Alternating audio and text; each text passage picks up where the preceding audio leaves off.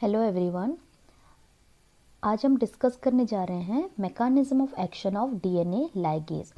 हम जानते हैं डीएनए लाइगेज को मॉलिक्यूलर ग्लू भी बोला जाता है।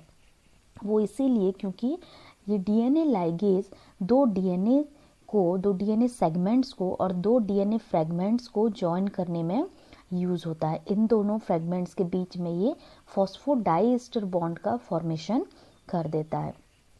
ओके और ये हम जानते हैं डीएनए लाइगेज डीएनए रेप्लिकेशन के टाइम पे भी यूज़ होता है, प्लस जो हमारा बायोटेक्नोलॉजी ब्रांच है ओके तो उस टाइम भी क्या होता है जब हमें दो डीएनए फ्रेगमेंट को ज्वाइन करना होता है और जो डिज़ायर्ड जीन है उसको जब हमें वेक्टर में डालना होता है तो तब भी हमें फॉस्फोडाइएस्टर लिंकेज से दो पर्टिकुलर डीएनए स्ट्रैंड को जोड़ना पड़ता है। तो ये बहुत इम्पॉर्टेंट एंजाइम है, इसका मैकेनिज्म ऑफ एक्शन बहुत इम्पॉर्टेंट है। सीएसआईआर में एक दो बार भी इसे पूछा जा चुका है। सीएसआईआर जून 2018 में ये क्वेश्चन आया था कि इसका जो एक्शन है, मैकेनिज्म ऑफ एक्शन है, उसका सीक्वेंस क्या रहेगा। ओके तो लेट्स सी। मान लेते हैं कि ये है डीएनए लाइगेज। इस डीएनए लाइगेज का जो लाइसिन एमिनो एसिड है ओके जो लाइसिन एमिनो एसिड होगा डीएनए लाइगेज का, उसके पास एक एप्सिलॉन एमिनो ग्रुप होगा। ओके तो ये जो एप्सिलॉन एमिनो ग्रुप है ये यहाँ पे एक इम्पॉर्टेंट रोल प्ले करता है। एक मॉलिक्यूल है हमारा एटीपी, हम लोग जानते हैं अच्छे से एटीपी के पास 3 फॉस्फेट मॉलिक्यूल्स होते हैं, लेकिन यहाँ पे मैंने ये जो ड्रॉ किया है ये एएमपी है, एडेनोसिन मोनोफॉस्फेट। ओके यहाँ पे दिख रहा होगा एक ही फॉस्फेट मॉलिक्यूल है, तो ये एडेनोसिन मोनोफॉस्फेट है अगर हम एटीपी यूज़ करते हैं। और अगर NAD+ यूज़ किया जाता है तो ये हो जाएगा, ये जो R ग्रुप है वो हो जाएगा हमारा NMN। ओके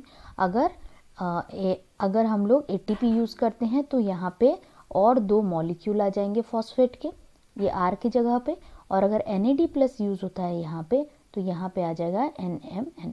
तो सबसे पहले क्या होता है, ये जो एप्सिलॉन ग्रुप है, एप्सिलॉन एमिनो ग्रुप जो प्रेजेंट है लाइसिन मॉलिक्यूल पे, वहाँ पे इसका एडेनाइलेशन होगा, adenylation of this particular DNA ligase. ये जो मॉलिक्यूल है, ये जो R ग्रुप है, आइदर ये फॉस्फेट हो, डाइफॉस्फेट हो, या फिर NMN ग्रुप हो, ये पहले रिमूव हो जाएगा। ये रिमूव होने के बाद यहाँ पे दिख रहा होगा, ये सबसे पहले हमने रिमूव कर दिया।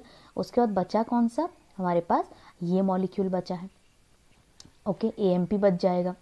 तो उसके बाद क्या होगा, जो एंजाइम का हमारा एप्सिलॉन एमिनो ग्रुप था वहाँ पे ये मॉलिक्यूल AMP मॉलिक्यूल अटैच हो जाएगा, और जैसे ही एंजाइम के साथ AMP अटैच हो गया ये एक कॉम्प्लेक्स का फॉर्मेशन कर लिया, एंजाइम AMP कॉम्प्लेक्स। अब यहाँ पे ध्यान से देखना, ये है हमारा सेकेंड स्टेप। सेकेंड स्टेप में क्या हो रहा है, ये एक डीएनए का स्ट्रैंड है, डबल स्ट्रैंडेड है, और ये डबल स्ट्रैंड में से एक पर्टिकुलर स्ट्रैंड में एक निक है। निक का मतलब एक छोटा सा कट है यहाँ पे।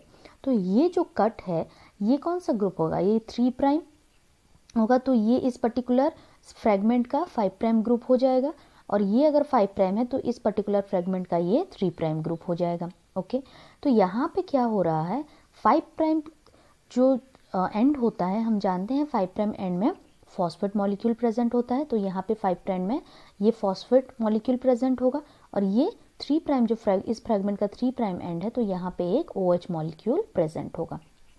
तो इस तरह से यहाँ पे एक निक है, यहाँ पे एक कट है, हमें क्या करना है, इन दोनों स्ट्रैंड को ज्वाइन करना है। तो अब क्या होगा, यहाँ पे जो एंजाइम AMP कॉम्प्लेक्स है ओके ये जो एंजाइम AMP कॉम्प्लेक्स है अब ये यहाँ पे जाके अटैच होगा। ये किस तरह से अटैच हो रहा है देखना ध्यान से, यहाँ पे देखो एंजाइम और NH3 मॉलिक्यूल, ये एंजाइम और जो NH3 मॉलिक्यूल है ये रिमूव हो जाएगा, और ये वाला जो पोर्शन है फॉस्फेट, राइबोज और एडेनिन ओके AMP वाला जो पोर्शन है वो AMP यहाँ पे जाके अटैच हो जाएगा। यहाँ पे एक फॉस्फेट मॉलिक्यूल है और इस पर्टिकुलर O पे जाके यहाँ से दूसरा वाला फॉस्फेट मॉलिक्यूल इस तरह से अटैच हो गया। ओके अब क्या हो रहा है देखना, यहाँ पे OH मॉलिक्यूल है और OH मॉलिक्यूल के पास जो ऑक्सीजन है वो इलेक्ट्रॉन डेंसिटी उसके पास ज़्यादा है। अगर इसके पास इलेक्ट्रॉन डेंसिटी ज़्यादा है तो अब ये क्या करने लगेगा, अब ये फॉस्फेट को अटैक करने लगेगा। ओके, यहाँ पे इस फॉस्फेट को ये अटैक करेगा। अटैक करने के बाद ये पर्टिकुलर बॉन्ड जो है ऑक्सीजन और फॉस्फोरस के बीच में, ये बॉन्ड के जो इलेक्ट्रॉन्स है वो ऑक्सीजन के पास आ जाएंगे। वो इसीलिए क्योंकि ऑक्सीजन का इलेक्ट्रोनेगेटिविटी ज़्यादा हो रहा है। ओके, अब क्या होगा, यहाँ पे जो राइबोज एडेनिन जो AMP मॉलिक्यूल अटैच्ड हुआ था, अब ये मॉलिक्यूल क्या होगा, AMP डिस्प्लेस हो जाएगा। ये जैसे ही डिस्प्लेस हुआ AMP मॉलिक्यूल, अब यहाँ पे क्या हुआ था, ये OH मॉलिक्यूल इसको अटैक कर चुका था। ओके, तो यहाँ पे अब बॉन्ड का फॉर्मेशन होगा। ये OH मॉलिक्यूल अब यहाँ से क्या हो गया, हमारा जो बॉन्ड इलेक्ट्रॉन्स थे वो ऑक्सीजन के पास आ गए, तो ये बॉन्ड टूटेगा फाइनली। ये जैसे ही टूट गया, ये जाके इस OH ग्रुप के साथ ज्वाइन हो जाएगा और हमें फाइनली क्या मिल जाएगा, ये जो निक था, ये निक फाइनली सील्ड हो जाएगा। यहाँ पे फॉस्फोडाइएस्टर लिंकेज का फॉर्मेशन हो जाएगा।